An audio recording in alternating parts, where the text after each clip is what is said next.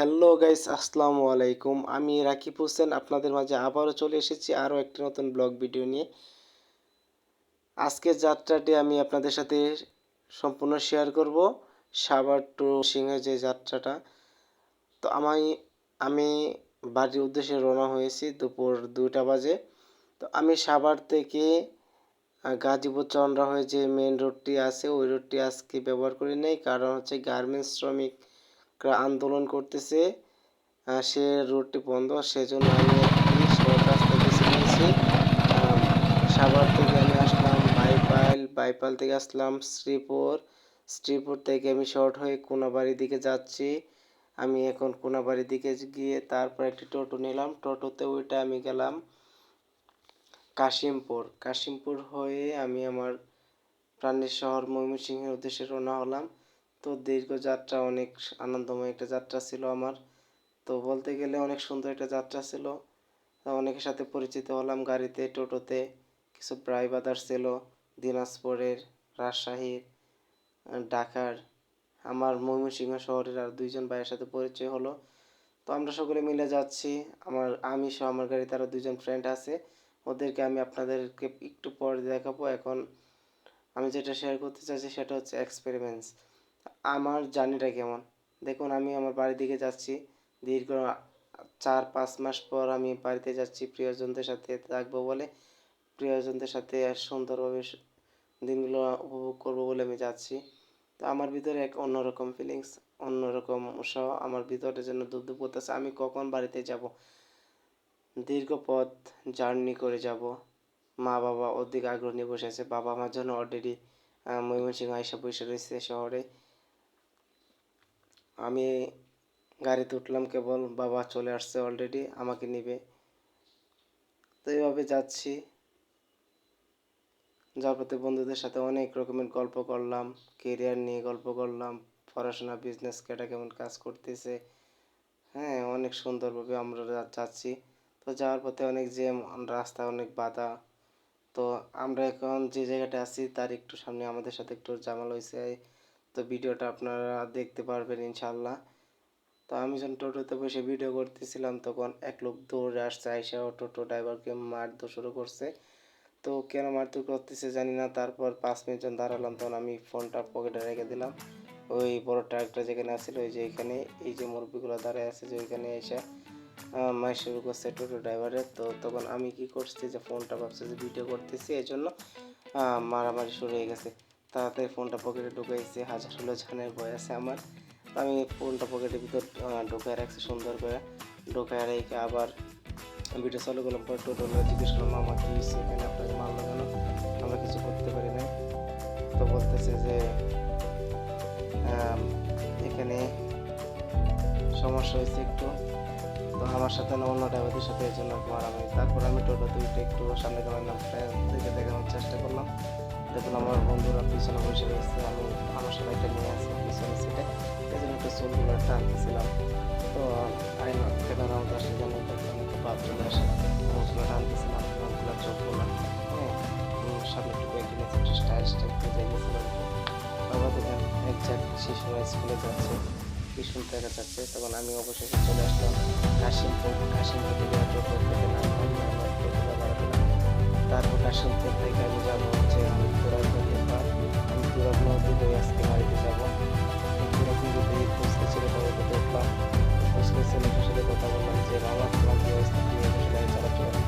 বলে ভাই কি করবো, পড়াশোনা করি নাই, সংসার চালাতে হবে, বাবা নাকি অসুস্থ। আমাদের সাথে কথা বলতেছে, কলকাতা গাড়িতে বসতে। তো ভালো গেলাম, আসলে মেয়েটা কথা শুনতে বলতে না, এরকম একটা ছেলে যে ছেলেটা টাকা পেতেছে স্কুলে কথা বললাম, সেই ছেলেটা আজকে জীবিকা নির্ভর করার জন্য সে গাড়ি নিয়ে বেরিয়েছে। দেখুন এখন আমি আপনাদেরকে ভিউটা দেখাচ্ছি, এদিকে কাশিমপুরের তুরাগ নদীর আশপাশটা কি সুন্দর দৃশ্য। দেখুন আকাশটা কি সুন্দর, পাশে তো নিরিবিলি একবারে, মানুষ নেই বললেই চলে, একদম স্তব্ধ জায়গাটা, একেবারে কোনো গাড়ি যাওয়া ছিল না, হাওড়ে দেখা সুন্দর একটা ছোটো গাড়ি চলে, তাছাড়া কোনো কিছু চলে না। কি সুন্দর দৃশ্য। বড় ড্রাইভার ছোটো গাড়ির সাথে অনেক কথা বললাম, কথা বলে আস্তে আস্তে এগিয়ে যাচ্ছি আমরা। বাবাই বললো যে ভাই আপনার ঘুরে যাবে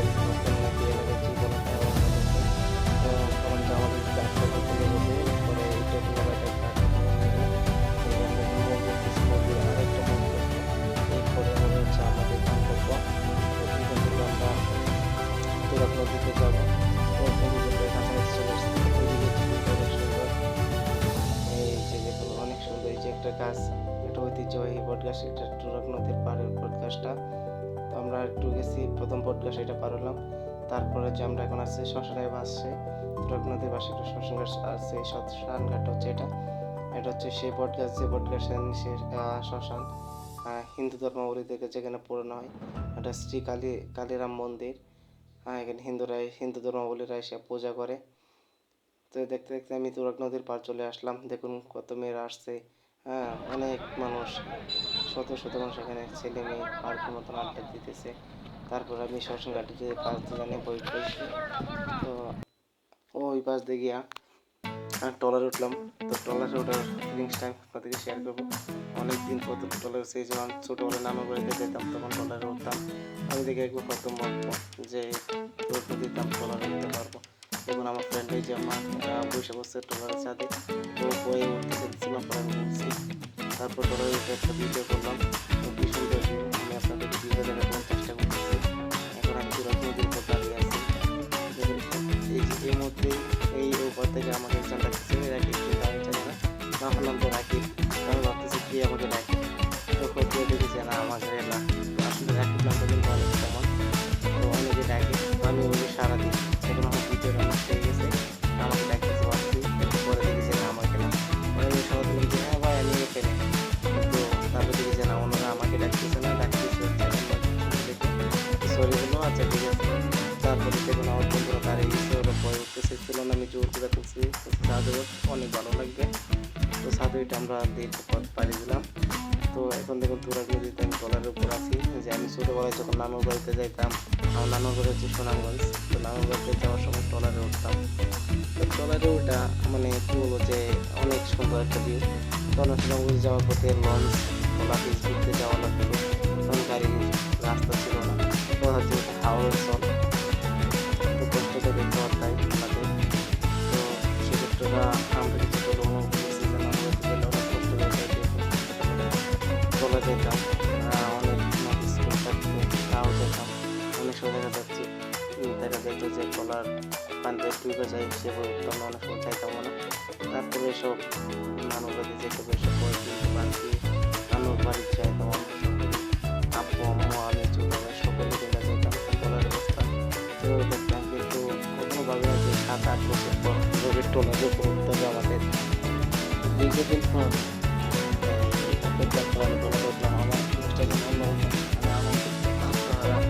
যে এতদিন পর আমি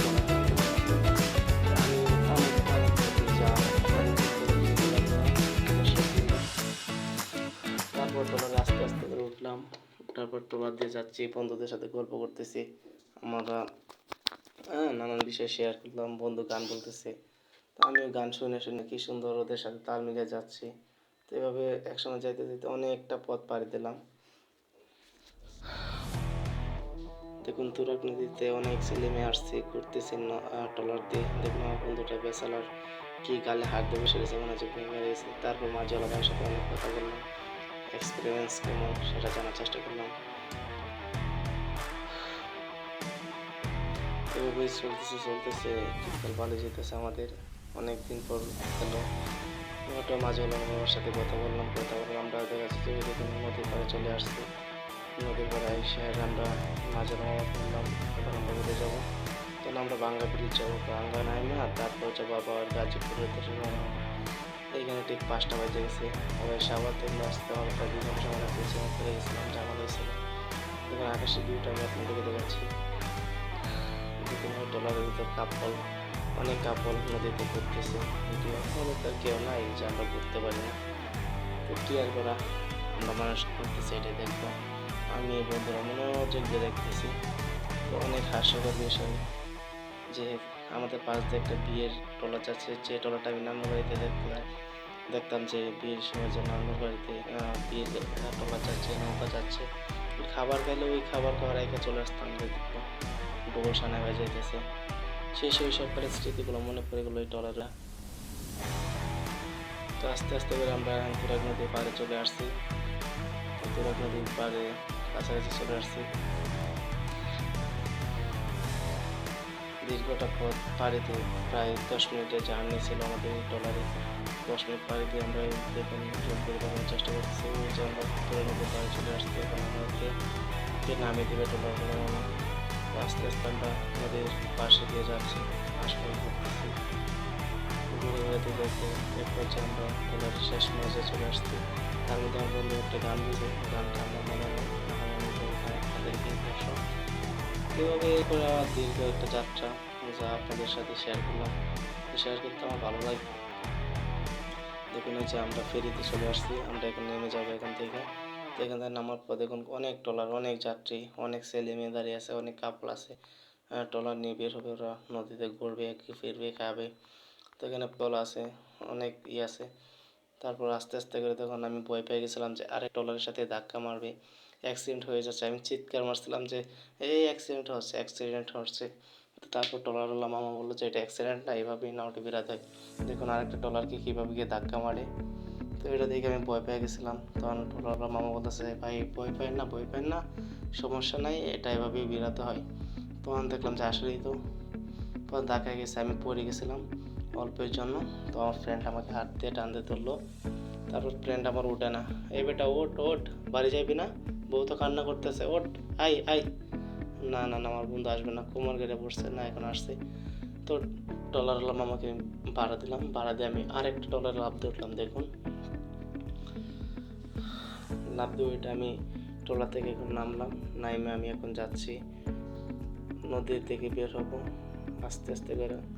আমি আরেকবার অনেক দিন আগে উঠছিলাম, ওঠার পর এই যে সিঁড়িতে নামার সময় আমার পা ভিতরে চপকে গেছিলো, যার ফলে আমার ডান পা কেটে গেছিলো।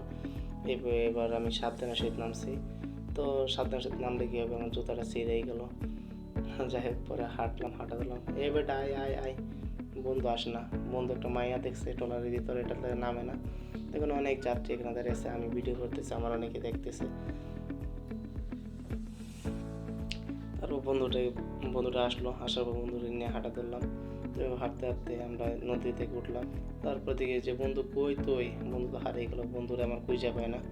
বসে সে বন্ধুকে পাইলাম, দেখি যে ও আমার সামনে চলে গেছে। এ বেটা কারো কারো কারো আমার নিয়ে যা নিয়ে যা। এই যে বন্ধু দেখেন আমার তুই দৌড়তেছে, হালা মনে হয় বাড়িতে বউ রাইখে আসছে, না হয় আমার এইভাবে রাইখা দিয়ে যেতেছে, আমি ওরা নিয়ে আসছি।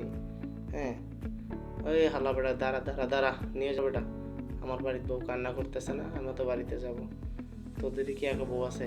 এ দেখুন তুরাগ নদীর অপোজিট সাইডের যে ভিউটা, ওই এদিকে একটা কারখানা হচ্ছে নতুন, অনেক সুন্দর ভিউ।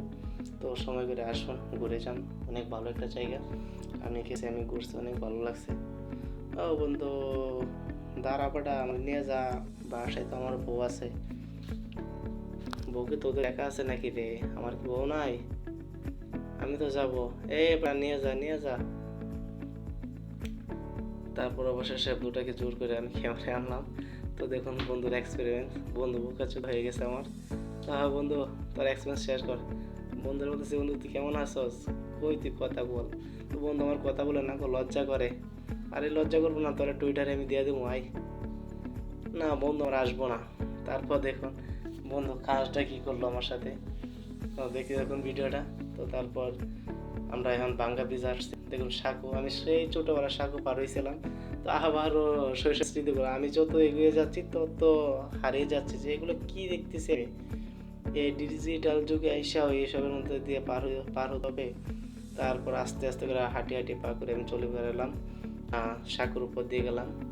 দেখুন সাঁকোর উপর দিয়ে বাস একদিক দিয়ে পা দিলে আরেকদিকে চলে যায়। আস্তে আস্তে ফোনটা ভালো করে শক্ত করে ধরছি। বন্ধুরে বলছি ধর বেটা তুই আমার ব্যাগটা, তুই ব্যাগটা ধর, আমি সামনের দিকে এগিয়ে যাই। এই কালাম্মার ব্যাগটা লয়ে যাইতে পারতেছে না। বন্ধু রয়েছে এই কালামার ব্যাগটা লো। বন্ধু পিছন থেকে কালাম্মার ব্যাগটা লইতে লইছে, আর কালাম্মা দেয় না, না বাবা লাগতো না, যাও তোমরা। পরে দেন খেলা দেয় না। পরে বললাম যে খালা আপনার মেয়ে নাই তো, সমস্যা নাই, দেন। দিতই না। পরে আচ্ছা না দিলে কি করা। দেন ক্যামেরা আমার নাচতেছে, ক্যামেরা মূলত নাচতেছে না, নাচতেছে আমি। এদিকে পা দিয়ে ওইদিকে চলে যায়। তারপর শেষ হলো। তারপর আমরা ওইখান থেকে গাজীপুর উদ্দেশ্যে রওনা হলাম। তো এখান থেকে আমি গাজীপুর যাচ্ছি এখন। দেখুন ঢাকা ময়মনসিংহের যে মেইন রোডটা আছে, হাওয়ে বোট বাজার হয়ে গাজীপুর রাস্তা হবে। কি সুন্দর ওয়েদার, আমি একবারে গণমুগ্ধ। আমি অবাক হয়ে গেছি যে এত সুন্দর রোড, এই জায়গায় আমি ফার্স্ট আসছে। কি সুন্দর দেখুন, গাড়ি নাই, জ্যাম নাই, হ্যাঁ শুয়ে থাকার মতো রাস্তা। মনে বললাম কি রে বেটা, যাইতে না বাড়িতে, ওট ওট, ঘুমাইস না। তারপর বন্ধু বলতেছে যাবো তো বেটা, লইয়া যা আমার। ওট ওট ওট, আয়া পড়ছে। এই জায়গাতে গাজী বছর রাস্তায় পড়ছে। গাজী বছর রাস্তা আপনার আগে পাওয়াল বলতে কলেজের সামনে এসে আমি ফোনটা করছি জানো, আমার ফোনটা পকেটের ভিতরে ঢুকায় রেখে দিছি। কারণ এনে চুল পাট করার অভাব না, আমাদের ময়মনসিংহের চাইতে এনে চুলটা একটু বেশি। এগুলো দিয়ে টান মারা লিয়ে জায়গা, তাহলে তো বউটা কষ্ট করবো। এই চিন্তা করে ফোনটা বাইর করছি না, পরে ফোনটা আমার পকেটে ঢুকায় রেখে দিছি। আচ্ছা, পরে গাড়ি উঠলাম, তো এই যে আয়া বসছি। পরে আমি এসে টিকিট কাউন্টারে আসলাম, এসে ইউনাইটেড পরিবহনে উঠে গেলাম। যারা গেছিল না ইউনাইটেড উঠে আমি আমাদের ময়মনসিংহ ঢাকা হাওয়াই রোডে একটু ভিডিও করলাম, দেখাইতেছে আপনারা। এই যে দেখুন খুব সুন্দর ভিউ, আহারে মনটা জুড়ে গেল। দুই রাস্তার মাঝখান দিয়া কি সুন্দর একটা বন, কি সুন্দর একটা শাড়ি। এই দেখুন এখন আমি বাড়ির ভিতরে ঢুকে পড়ছি, বুঝছেন, বাসে ঢুকিয়ে দিই তো আমার পাশে একটা সে দিছে। ও মায়া গো মায়া, আমি ছেলেটা দেখতে তো একবার অবাক হয়ে গেছে। কত সুন্দর ছেলে আমার লগে বয়ে রয়েছে, চুলটি কি সুন্দর টানতাছিল আমি। আরে আমার ভিতরে একটা জোর যে আইছে, ওরে বাপরে বাপ। একটু পর ক্যামেরা টান দিয়ে দিই মেয়েটা কই আছে। ওরে আল্লাহ, আমি তো ওখানে স্টাইলিশ হয়ে গেছি। মুখটুকু হাতে মনে করেন যে একবার শেষ করে ফেলছি, মানে কি বলবো তাদেরকে। মেয়ে বসলে কি পরে যখন মেয়েরা দিয়ে আমার দিকে তাকাইছে, পরে আমি কি করছি। সো গাইস, সকলে ভালো থাকবেন, দেখা হবে আগামী কোনো নেক্সট নতুন ভিডিওতে।